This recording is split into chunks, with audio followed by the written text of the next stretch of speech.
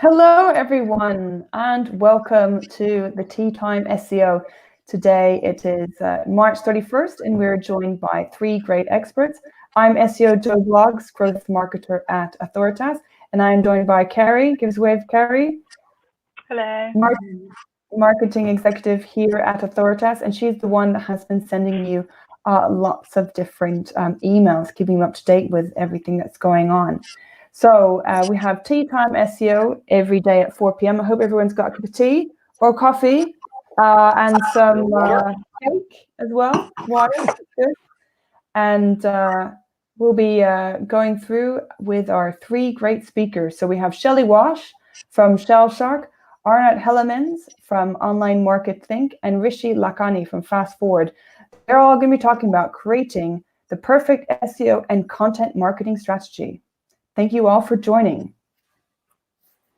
Hi, I'm Shelley and founder of ShellShock. So I do content, basically. I do audits, plans, production. I've got over 20 years offline experience, creative and marketing, combined with 10 years digital. I work directly with brands, and I also work with agencies to help them fulfill their needs. I've spoken in a few places, and I currently write for Search Engine Journal. Great, thank you, Shelley. And over to you, Rishi. Hi guys, Rishi Lakhani. I've been working in this industry for a relatively long time. My background has been pretty much an SEO experimenter. For many years, I've run tons of experiments in trying to break the algorithm as hard as I can, to be honest. And at the moment, I advise a ton of brands on actually running the right strategy. That's it, I think. Perfect. And Arnout, over to you. Oh, yeah. So I'm Arnout Hellemans. I live in Amsterdam. I'm a freelance search and analytics consultant. And I work for big and small brands. As you can see, NatWest, RBS, The Next Web, and Sidley. And I'm married, and I'm currently homeschooling 3 kids, which is fun. That's great. Well, multitasking. So yes. We actually have, so Arnout from Amsterdam, I'm in Barcelona, Carrie's in Putney. Rishi, where are you? Where in the UK? Leicester at the moment, but I work in Birmingham. Leicester. And Shelley, where are you in the UK? I'm in Leeds, in the city centre. Oh, so 5 different places, people tuning in all over to have a break, connect with each other and learn something new. So I'll pass over to Shelley to share her key tips about content marketing. Hi, so good afternoon, everybody, and I hope everybody's staying safe out there and not going totally insane like I am in complete isolation here on my own.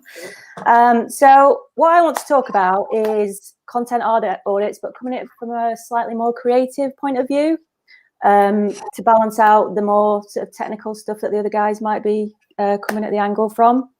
So over the last 12 months, I've done a lot of content audits. I've been working through an agency and done a lot of work for really big brands, a lot of fashion retailers, some insurance, holidays, travel, etc. And this has given me some really great insight into when I've been auditing and reviewing all these sites as to what's going on out there in the state of content. And as I say, when you're looking at an audit, there's you've got your sort of quantitative side where you're collecting and curating the data, but also you've got your qualitative side where you're actually doing your manual review of the pages, and that's where my forte is, having so much experience of offline print as well that I bring to this. So from reviewing all the content audits that I have been doing, I have sort of seen these 2 pages that often again and again are very much overlooked, but I feel they're absolutely integral to any site, but particularly to a brand. So as we know right now, brands are really important, and people connect with brands through shared values and alignment. And for them to be able to really trust a site, you need to have a really strong About Us page that's going to tell the story of who you are so that you can get your people to connect. And this is, I find, often the one page that people are really lacking in more than anything else. And I say even a lot of big brands have really weak About Us pages, or their pages are quite disconnected, their story is disconnected over several pages, or the worst is where they've got like a group page, so particularly for big fashion brands. So all the interesting information is actually off-site on different pages, whereas it's not on the site where you really need to find it to really understand who the brand is. Particularly when you're looking at sort of more niche brands, like say a lot of, you know, fashiony brands, like outdoorsy people. I'm not going to talk directly about who I've done audits for, but, you know, if you imagine like a brand like Patagonia is very much based, has built this brand on trust, etc. And so when you have your about page, you want to really get those values across to your user and your audience so that you can connect with them. And some of the ways you can do that is really get into the heart of your why, what the brand's about and what drives the brand, and including your value proposition. But also particularly find somebody who's the face of your brand. Every brand has a founder, and this humanizes the brand, and this is really what people connect with. And if you can tell that story, especially of how it started, you know, a lot of brands tend to have really interesting stories if you go way back. And if you can include kind of personal images and images of the founders when they're starting out, again, it really helps to engender so much trust and inspiration.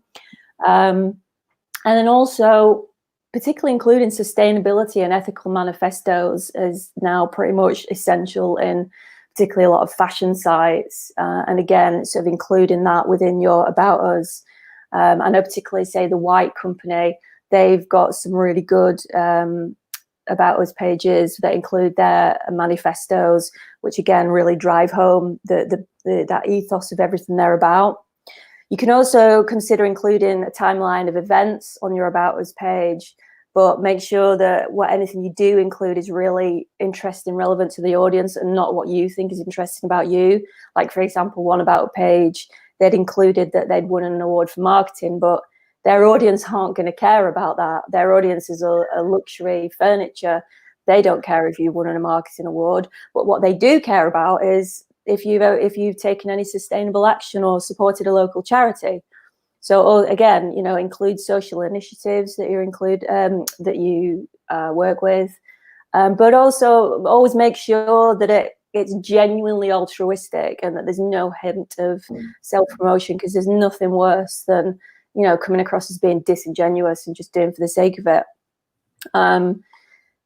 The other pages that I was going to talk about are the product care and the support pages, which are other key pages, but something I really wanted to just expand into today as a slight pivot on what I was going to talk about is, in the current circumstances that we're in, really unprecedented circumstances, it's about brand messaging and the messaging that you're putting out right now.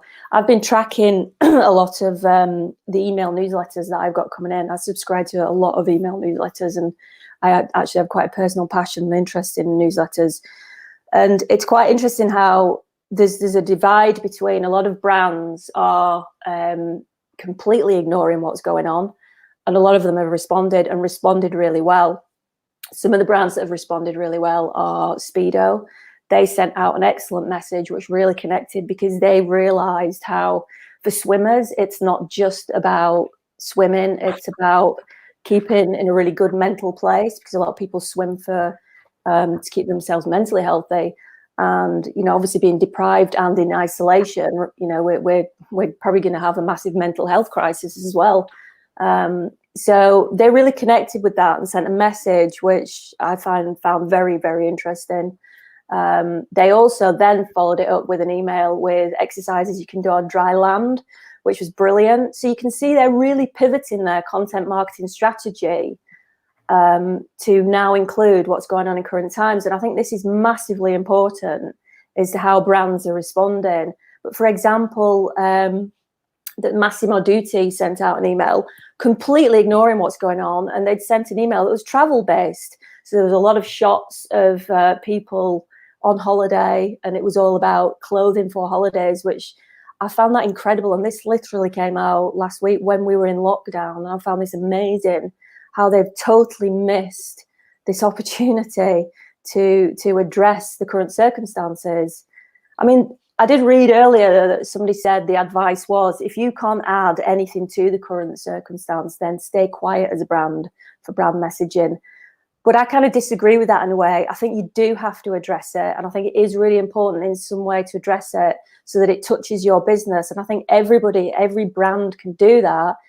Be very careful about the message you're sending, and don't just jump on it and say, oh, we're doing this or we're doing that.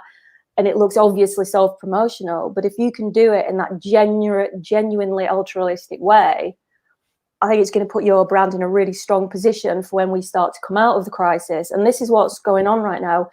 We have to be addressing our content strategy, looking to 6 months ahead as we come out of this. And I think anybody who's ignoring the current situation right now is either going to be in a very difficult position to come out, and they'll have lost a lot of their audience, or they might not even exist in 6 months.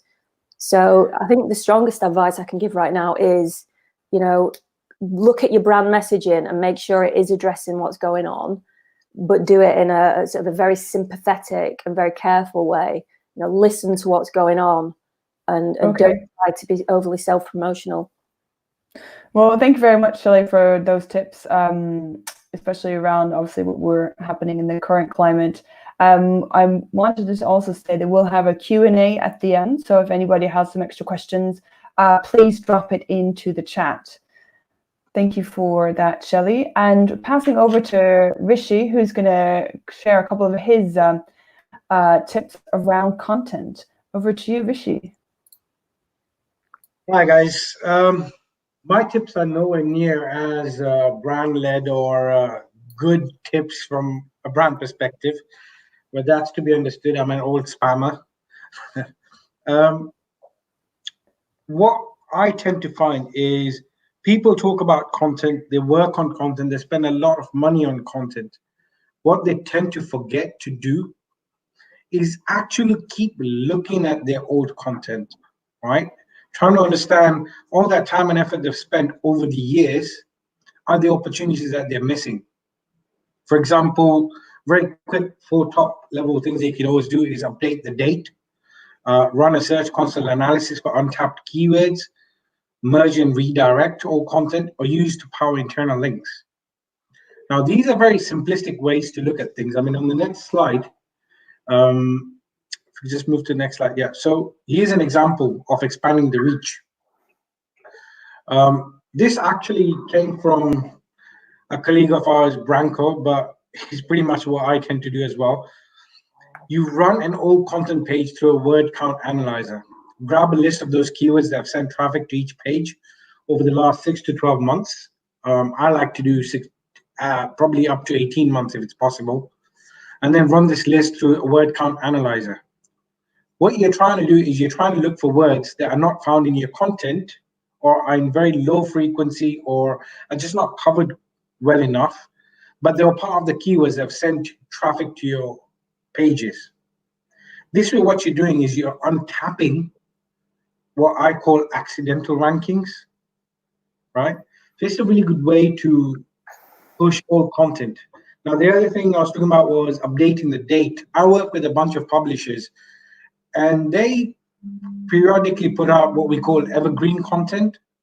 But evergreen content in a publishing scenario means if that content is not updated over time, it starts falling down. If you look at any new content that's published, you'll see it ranks for a little while and then starts tapering downwards. How you bring that back to life? Sometimes as simple as just updating the date on that page and pushing it right through Search Console again, and boom, the traffic comes back up. Obviously, you can keep updating it. The other thing that I always advise brands to do is to merge and redirect. If you're writing, let's say, an article on the 10 best shoes to buy this month, but you've done that, say, over the last 5 years, unless those old articles are driving organic traffic, they're basically just holding up site weight. Instead, start merging and combining, start pulling out content from the ones that have worked, putting into a longer term content and merge it. There's one site that we work with that do this. Every 3 months, they'll have a cleanup. And every time they run that cleanup piece of content, it tends to drive about 5-6% traffic for that month. So it's significant. The other thing that people tend not to do is forget that some of this old content actually has its own authority. It's built up over time via its internal links, external links coming to that page. They just let that authority sit there. When you publish a new piece of content, you should run a site search for your site and find out which other pages rank for similar terms and start building internal links to your new content from this old content. And that way, you're basically unlocking the power of that content that's just sitting there. So I guess in a nutshell, these are very simple tips, but in a nutshell, what I'm trying to say is don't forget old content.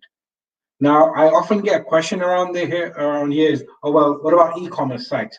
Well, what about products that have gone out of stock and you simply deleted those pages? But people will look for those products over and over the years. Perfect example are cars. You'll see most car manufacturers will delete all models off their site. Just makes no sense to me. If a product is popular, they search volume around it, keep a landing page up there, even if it's just a simple, this is what the product was, right? Or convert it into a content piece and keep it as an archive piece. You're still going to get traffic, and you can use that to drive traffic into new content, into new models, into new products. So plenty of ways to manipulate your old content. And that brings me to the last tip. A lot of people over the last few years have built long form content. FAQ schema is relatively new, so that means a lot of these old pages don't have it on there. You could work backwards and start adding FAQ markup to those and see if you can take up more SERP space. It's amazing to me how many brands are actually completely forgetting to do that right now. Yeah, and that's me done. Joe? Thank you very much. Loads of great tips there.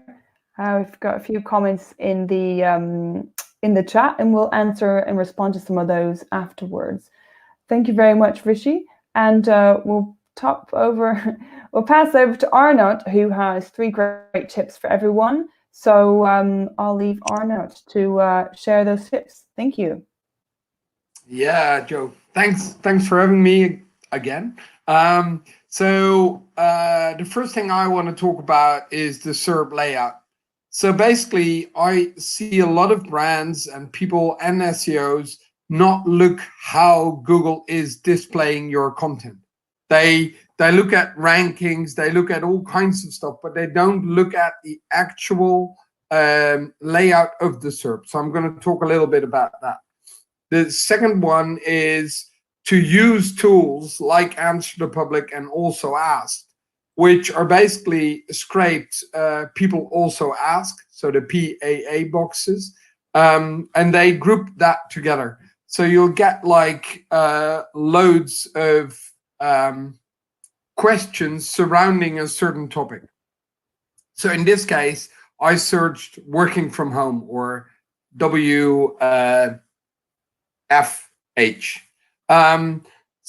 And then the last little tip I want to explain to you is when you do this, please jump into a result and then go back to the SERP. That gives basically 2 signals that result wasn't the right result for your query to Google, but what it will also give you is loads of other suggestions what other people are looking for. Same goes for the autocomplete. So basically, my thing here is, if you're thinking about building out a piece of content, start the research within the SERP. Start to understand what they do. Is Google showing videos? Then you might want to include a video in it. If they do a lot of answer boxes, you have to look at whether those answer box is something you can provide a better answer to. And the same thing goes for the PAA boxes. Okay, next one, please. So in terms of the SERP layout, search your product and then use plus review, plus how to, like all of these kind of things. Because when you start doing this, it will tell you a lot about what Google is expecting for those kind of searches. So with reviews, you'll see a lot of unboxing videos. So you might want to include that into your content. With how-tos, you'll see bullet points or steps, those kind of things. So it will tell you what kind of content you would need to create, which is also in the checking of the Serb layout. Is there any knowledge graphs, answer boxes, or videos that you can tap into? And the next one is press the results, then look at the results, and then go back. Oh, that wasn't the next one, but here's the next one. No, we're good. Go on forward. So some of you might know or a lot of people might know this. This is basically answer the public.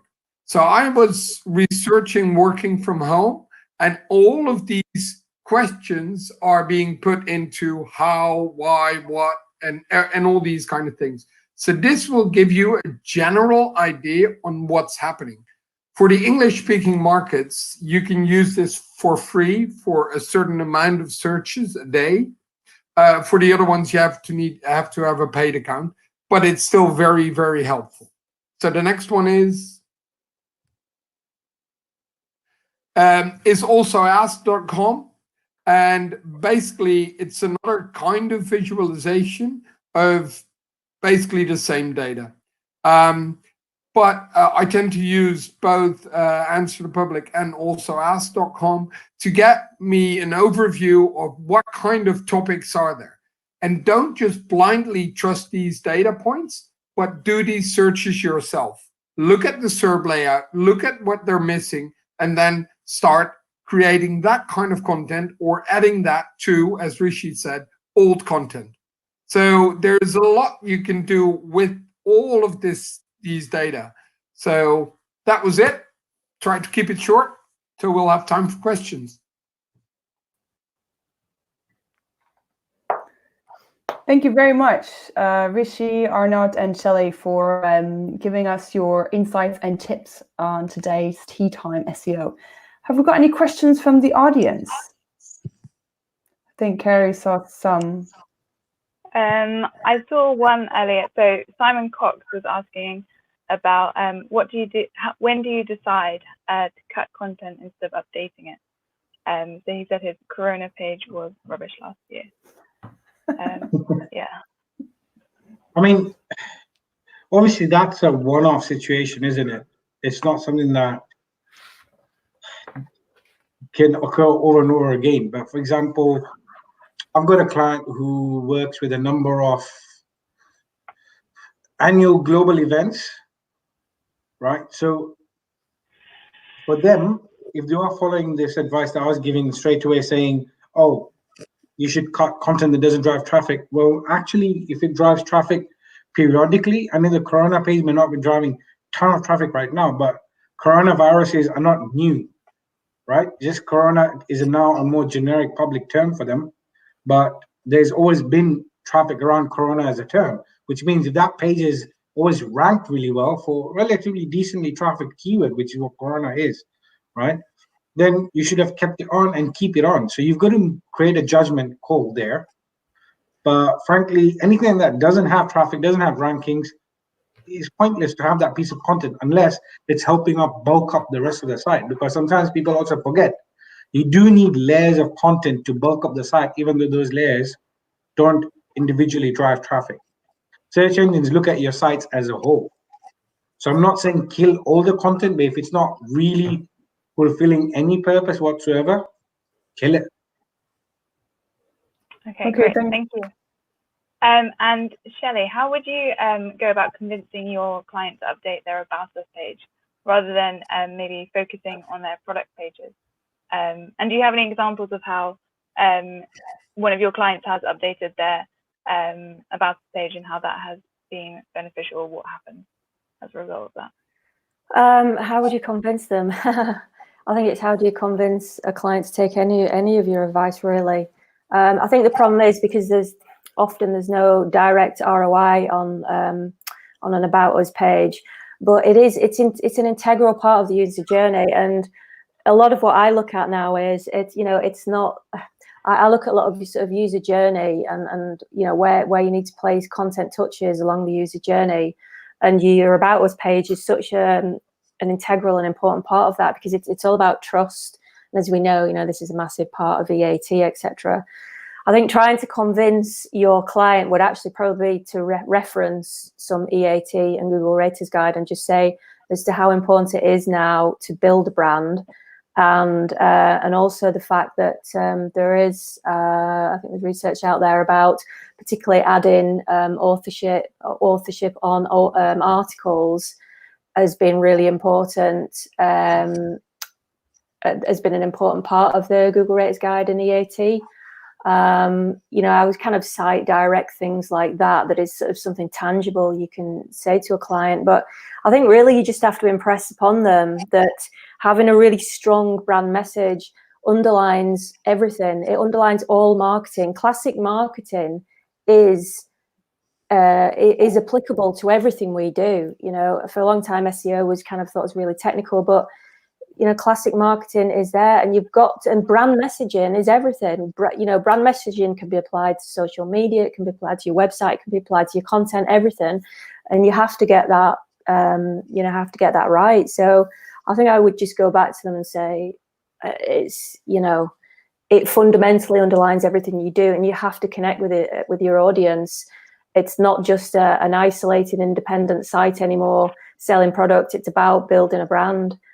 In terms of the other part of the question you asked, any clients who directly, I would have to say, I can't give you anything specific, any sort of particular hard evidence or any specific metrics to that at this point right now. No, I can't share anything like that with you. I'm sorry. That's all right.